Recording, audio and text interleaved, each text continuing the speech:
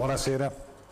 Due piccoli fatti apparentemente distanti tra loro ci fanno comprendere lo stato di degrado sociale e direi anche civile che sta attraversando il nostro Paese. Circa 15 giorni fa Lele Mora, indagato per sfruttamento della prostituzione anche minorile, ha tenuto una affollata conferenza stampa tesa a discolparsi dalle gravissime accuse della Procura di Milano. In questo processo Mora è imputato assieme al direttore del TG4 Emilio Fede e alla consigliera regionale della Lombardia Nicole Minetti. Non entro nel merito su quanto emerso da questa conferenza stampa, anche se io credo che i processi si devono svolgere nei tribunali.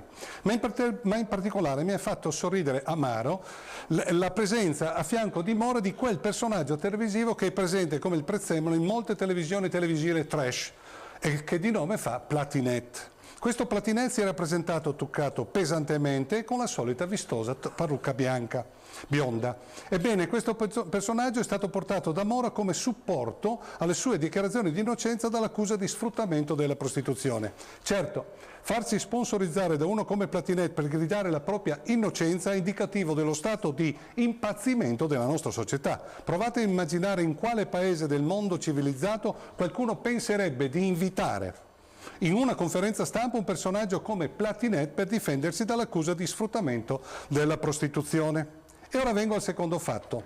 Nella conferenza stampa tenuto il giorno dopo il clamoroso flop del suo programma in prima serata su Rai 1, Vittorio Sgarbi, alla domanda di una giornalista che gli chiedeva conto sul perché dopo la trasmissione sia andato a Palazzo Grazioli ed abbia brindato con il Presidente del Consiglio, Sgarbi ha risposto piccato affermando che lui è andato a casa di Berlusconi, che è un suo amico, e che questa visita la trovava del tutto normale.